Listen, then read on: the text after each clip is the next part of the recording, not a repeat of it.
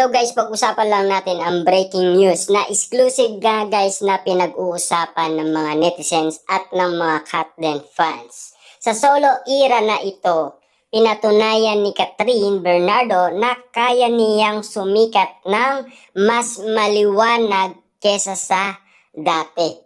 Wow, grabe guys, no? Talagang maliwanag na maliwanag talaga.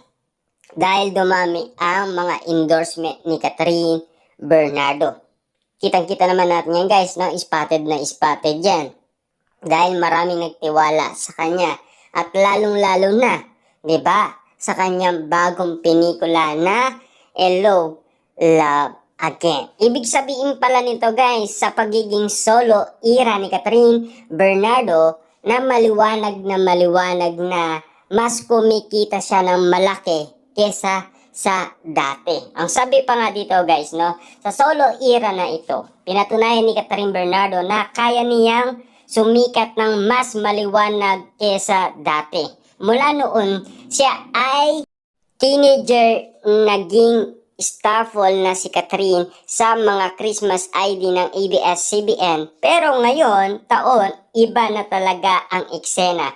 Dahil nakikilahok siya bilang stand-alone artist sa Our Story Shine This Christmas. At wow, kumikinang ba siya? Wow, grabe guys, no? Talagang napakatindi. Dahil lumalaban nga naman si Catherine Bernardo or nakikilahok siya bilang stand-alone artist sa Our Story Shine This Christmas, 'di ba? Sigurado kikiligin ka at mapapawaw ka sa balitang naibalita guys sa atin. Siyempre kahit tayo guys nagtataka sa pagiging solo ni Catherine Bernardo ay mas nakikilala pa siya hindi lang naman sa Pilipinas, maging sa ibang bansa.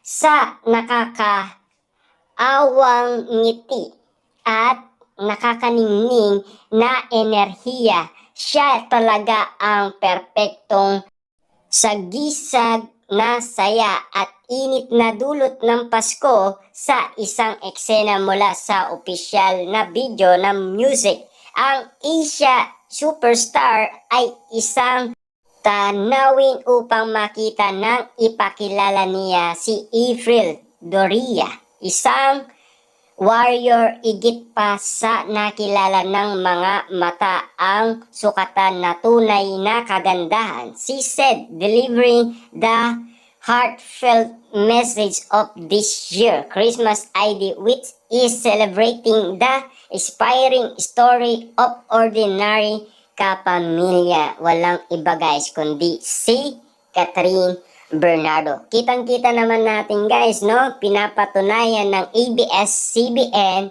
na talagang si Catherine Bernardo ang mas malaking kinikita. Ngayon, 2024. Kita nyo naman guys, no? Number 1 ang kanyang pelikula dito sa Pilipinas. Alam naman natin kasi guys na merong mga ibang pelikula pero hindi naman sa Pilipinas, diba? Kasi alam naman natin mas malakas kasi ang mga ibang pelikula na gawa sa ibang bansa. Ngunit ang mga behind the scenes na mga pangyayari ay kasing gandang panoorin abang si Catherine ay umaagulgol at sumasabay sa opisyal na awit. Bagamat kinukunan niya ang kanyang mga bahagi bilang solo artist, nararamdaman niya ang maligaya na kapaligiran kasama ang production team at ilang kapamilya na sumasama sa kanya sa ilang frame. Ibig sabihin lang nito guys, napakaligaya ni Catherine Bernardo. Ngayong solo artist na lang siya. Ibig sabihin, damang-dama ngayon ni Catherine Bernardo ang simoy ng ibig sabihin ng Pasko. Ibig sabihin, ang kaligayaan ng kanyang ngiti at bawat natatanggap niyang blessing talagang nararanasan niya ngayong Pasko. Ibig sabihin guys, malaking bagay ang pagiging solo artist ngayon ni Catherine Bernardo kesa noon. Ibig sabihin pala nito guys, kasi alam naman natin nung nagkasama nga naman kasi sila ni Daniel Padilla, mas kumita kasi ang The House of Us. Pero, tinalo nga naman guys lahat ng pelikula na pinagsamaan nila ni Daniel Padilla ang pelikulang Hello, Love, Goodbye.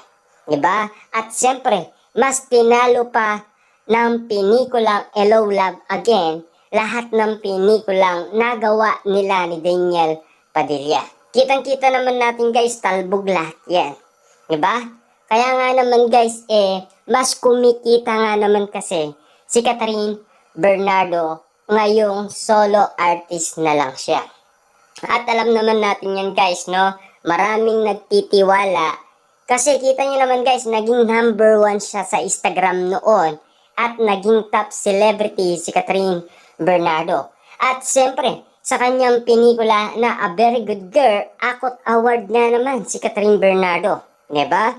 Kaya nga naman guys, kahit na sa international nakakuha din siya ng award last 2023. Diba?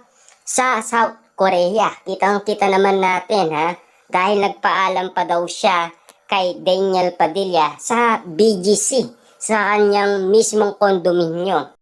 At meron tayong nalaman na balita umano na kumakalat noon sa social media sa pagpunta ni Catherine Bernardo sa condominium ni Daniel Padilla.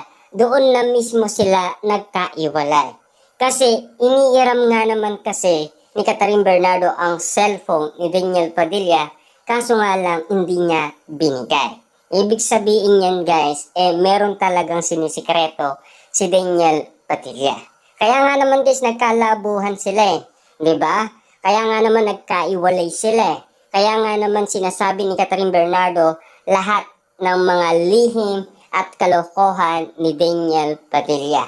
Pero wala siyang binanggit na pangalan na kahit sino. Ibig sabihin nanahimik si Catherine Bernardo ng napakatagal. Kita nyo naman guys, hanggang ngayon, tahimik na tahimik pa rin si Catherine Bernardo.